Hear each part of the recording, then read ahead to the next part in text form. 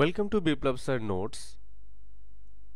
তোমরা যারা বিভিন্ন কম্পিটিটিভ এক্সাম যেমন ডব্লিউবিএসএসসি গ্রুপ সি এবং group D, WBPSC clerkship, miscellaneous, WBCS এবং ডব্লিউবিপি এসআই হোক বা ক্লার্ক হোক বা রেলের বিভিন্ন এক্সাম অ্যাটেম্প্ট করতে যাচ্ছ বা বিভিন্ন সময় অ্যাটেম্প্ট করো, তাদের জন্য আজকে সেশন।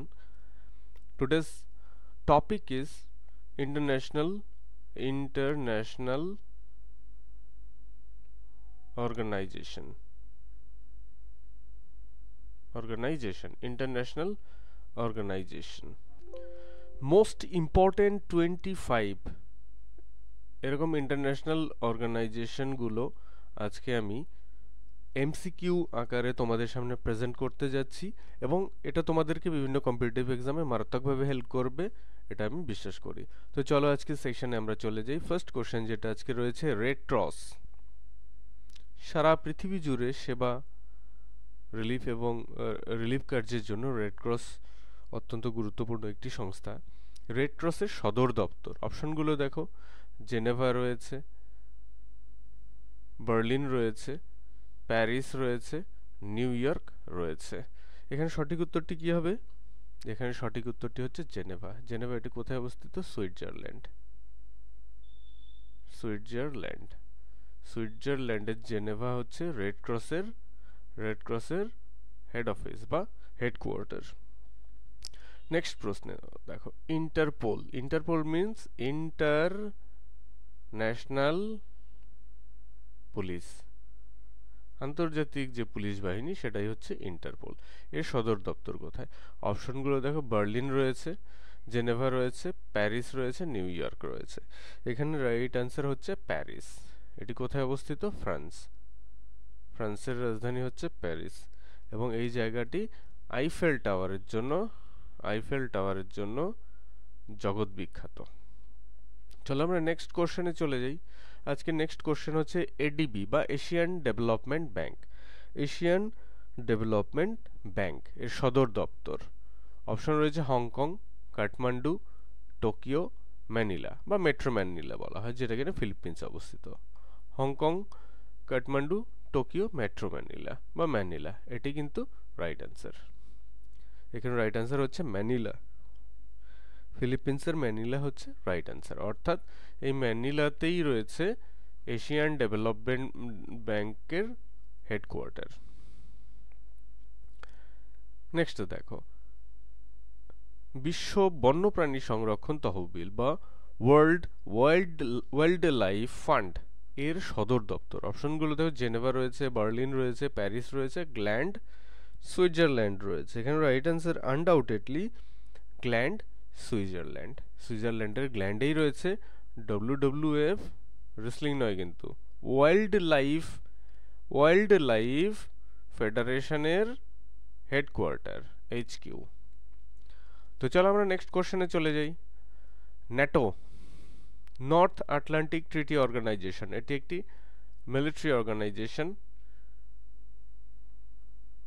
অর্গানাইজেশন এবং রিসেন্টলি রাশিয়া ইউক্রেন যুদ্ধের আবহে আমরা ন্যাটো কথাটি বারবার জানতে পেরেছি, কারণ ইউক্রেন ন্যাটোতে কিন্তু যোগদান করতে চেয়েছিল এবং রাশিয়া তার বিরোধিতা করে। তা সত্ত্বেও ইউক্রেন ন্যাটোর দিকে অগ্রসর হয় এবং কিছু সামরিক বা মিলিটারি ডিল করে বা করতে যায়, তখনই কিন্তু একটা মারাত্মক প্রেডিকামেন্ট বা জটিল অবস্থা তৈরি হয়।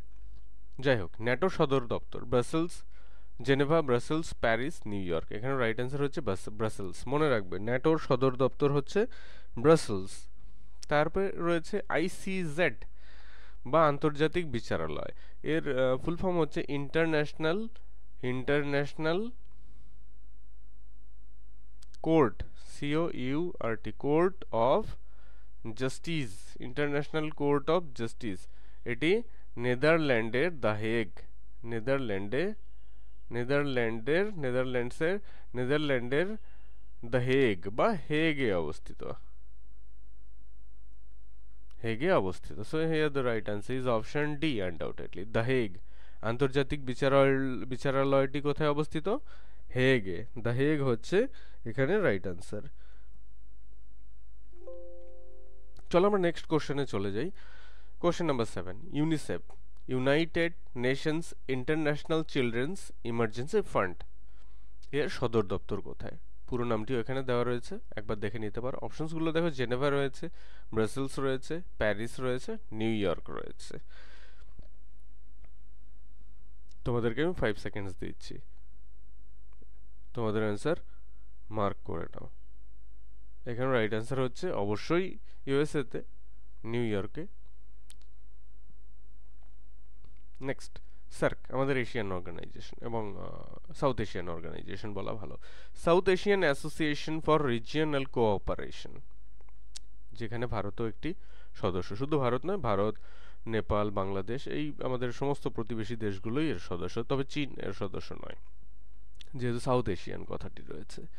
এর সদর দপ্তর হংকং না কাঠমান্ডু? হ্যাঁ, নেপালের রাজধানী কাঠমান্ডুতে কিন্তু সার্কের সদর দপ্তর অবস্থিত। চলো আমরা আজকের কোশ্চেন নাম্বার 9-এ চলে যাই। বিশ্ব বাণিজ্য সংস্থা বা world trade organisation, world trade centre নয় কিন্তু, যেখানে কিনা ওসামা বিন লাদেন বিমান হামলা করেছিল, সেটা নয়, এটা world trade organisation, world trade centre নয় কিন্তু।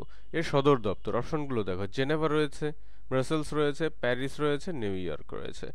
এখানে রাইট আনসার হচ্ছে,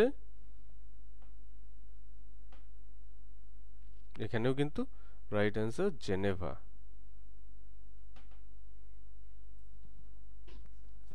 এখানেও রাইট আনসার কিন্তু এখানে রাইট আনসার কিন্তু জেনেভা, 9 নাম্বার। অপশন যেহেতু এক সেমই রয়েছে প্রায়, তাই আমি নিচে মার্ক করে ফেলেছি। এখানে রাইট আনসার হচ্ছে জেনেভা। জেনেভা হচ্ছে ওয়ার্ল্ড ট্রেড অর্গানাইজেশনের সদর দপ্তর। নেক্সট কোশ্চেন রয়েছে, বিশ্ব ব্যাংকের সদর দপ্তর।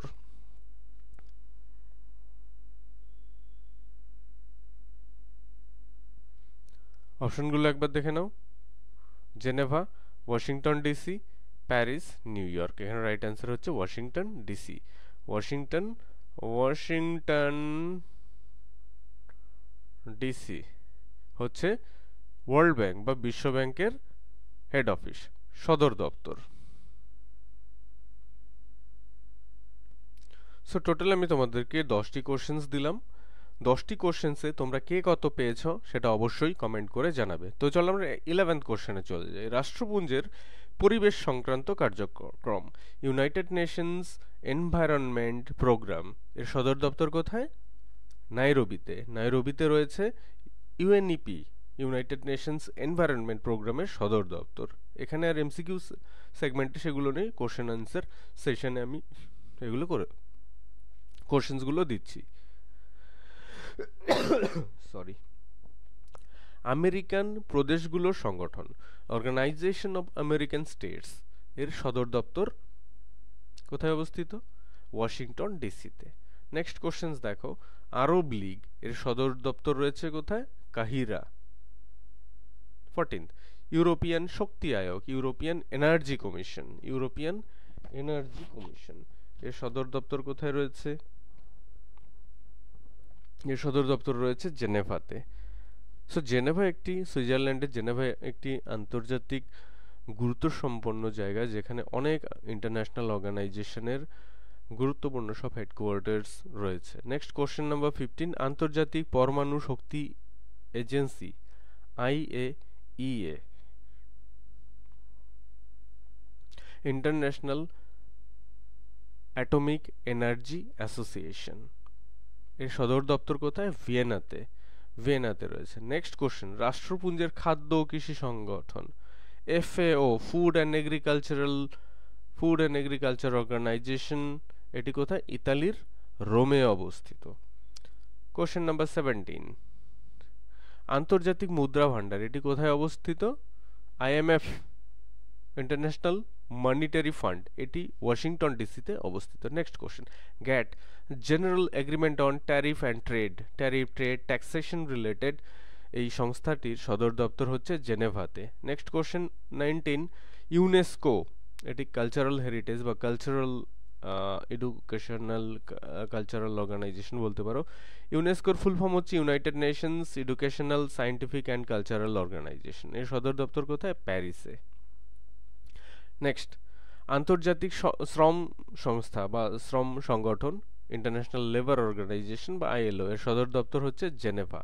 নেক্সট কোশ্চেন, ইউরোপীয় সংসদ বা ইউরোপিয়ান পার্লামেন্ট, ইউরোপিয়ান পার্লামেন্টের সদর দপ্তর বা পার্লামেন্ট কোথায় অবস্থিত? লুক্সেমবার্গ।